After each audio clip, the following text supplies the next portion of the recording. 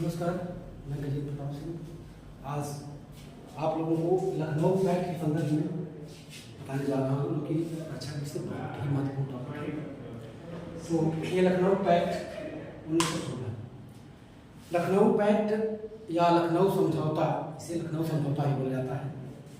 जब कांग्रेस का 31वां अधिवेशन होता है 1916 में, तो उस अधिवेशन में कांग्रेस और मुस्लिम लीग एक साथ एक मंच पर दिखाई देते हैं।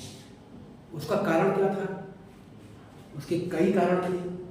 ठीक, उस समय जैसे कि राष्ट्रवादी नेताओं का उदय, जैसे बाल गंगाधर तिलक या मोहम्मद अली जिन्ना, जैसे राष्ट्रवादी नेताओं का जब उदय होता है तो उनके नेतृत्व में, इधर जिन्ना के नेतृत्व में मुस्लिम लीग और इधर बाल गंगाधर तिलक के नेतृत्व में कांग्रेस, ये दोनों पार्टी एक साथ एक मंच पर दिखाई देती है। अब वही मुस्लिम लीग है जो कि 1906 में कांग्रेस से अलग एक पार्टी बनाने के बाद कांग्रेस से लगातार दूरियां बनाती है।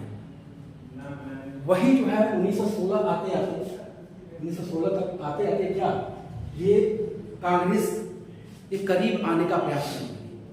आखिर इसका कारण क्या हो सकता है कि वही ये दोनों पार्टियां जो कि बिल्कुल विरोधी थी एक दूसरे की और एकजुट होने का प्रयास करती। तो आइए जान लेते हैं कि मुस्लिम लीग का झुकाव का कारण क्या था कांग्रेस के।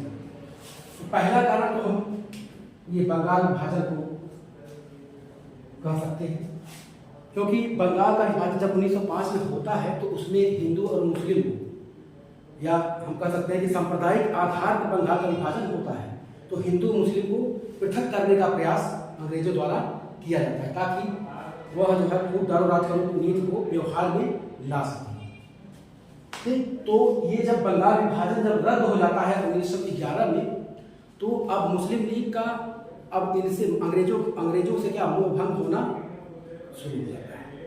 अब मोह भंग हो जाएगा तो अब कांग्रेस की ओर झुकाव बढ़ेगा इनका। और दूसरा कारण था बालकन युद्ध में तुर्की का विभाजन। अब 1912-13 में जब बालकन का युद्ध होता है तो उस युद्ध के दौरान जो टर्की का ऑटोमन साम्राज्य था वह जो है पूरी तरह से विभाजित हो जाता है।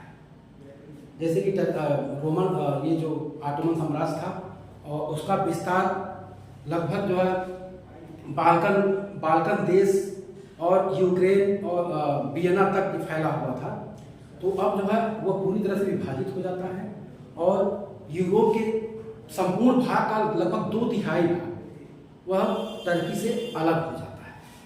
तो अब इस विभाजन से टर्की को बड़ा नुकसान पहुंचता है।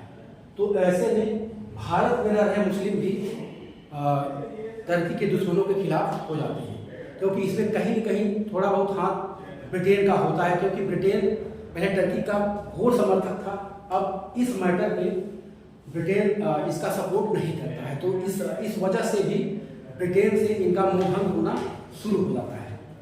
ठीक है, अब टर्की को लेकर के भारतीय मुसलमान इसलिए बहुत ज़्यादा उत्साहित थे, क्योंकि टर्की जो है ये यहाँ का जो सम्राट हुआ करता था या राजनीतिक प्रमुख हुआ करता था, वह जो है पूरे विश्व के मुसलमानों का एक धार्मिक नेता भी हुआ करता था।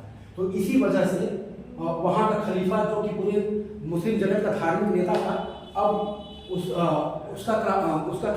उसको काफ़ी हानि हो जाती है इस बालकन युद्ध के कारण। तो यही कारण है कि भारत के भी मुसलमान अब अंग्रेजों से क्या दूरियां बनाने का प्रयास करने लगे। अब फिर और अगला कारण है ये जो है प्रथम विश्व युद्ध में तुर्की के विरोध में ब्रिटेन का आना।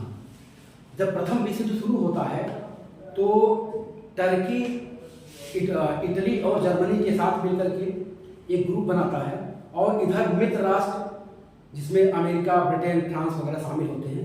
तो अब ये जो है ब्रिटेन टर्की के बिल्कुल खिलाफ आ जाता है, उसके विरोध में संघ में शामिल हो जाता है। तो जिससे यहाँ के मुस्लिम जो भारतीय मुस्लिम थे उनका ब्रिटेन से मोह भंग होने लगता है। तो दूसरा कारण था।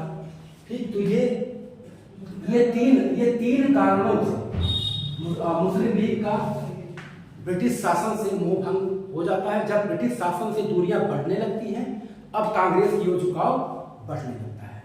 ठीक है ना। तो अब कांग्रेस की ओर जब झुकाव होता है तो सर्वप्रथम 1916 में जब लखनऊ में कांग्रेस का अधिवेशन होता है तो उसी में दोनों पार्टी एक साथ एक मंच पर आ जाते हैं और आपस में समझौता करते हैं। तो आइए जान लेते हैं ये समझौता क्या था, जिसे हम लखनऊ पैक्ट या लखनऊ समझौता के नाम से जानते हैं। तो पहला समझौता था कि मुस्लिम लीग के लिए जो पृथक निर्वाचन की व्यवस्था 1909 में मार्ले मिंटो सुधार के तहत किया गया था, उसका समर्थन कांग्रेस के द्वारा प्राप्त करना था। तो अब कांग्रेस ने उसका समर्थन दे दिया।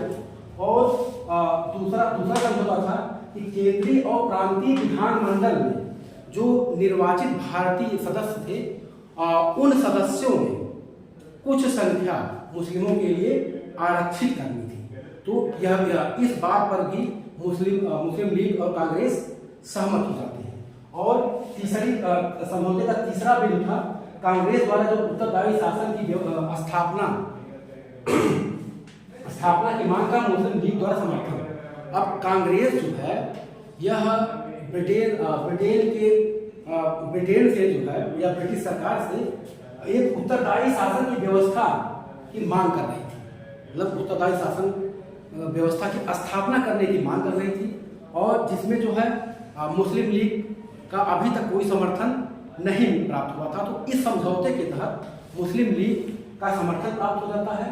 ठीक, तो अब ऐसे क्या होता है कि ये दोनों एक साथ मिल करके ब्रिटेन के साथ फिर स्वतंत्रता की लड़ाई में एक दूसरे का सहयोग देने लगते हैं। लेकिन इस समझौते का तत्कालिक प्रभाव तो समझ में आता है, एकता जैसी चीजें दिखती है, लेकिन यही समझौता जैसे कि मुस्लिमों के लिए पृथक निर्वाचन की व्यवस्था, ये जो है बाद में हिंदू मुस्लिम का विभाजन अर्थात भारत और पाकिस्तान के विभाजन की भूमिका तैयार कर देता है। तो बस आज यही है लखनऊ समझौता। इसका स्क्रीनशॉट लीजिए। मिलते हैं कल। धन्यवाद।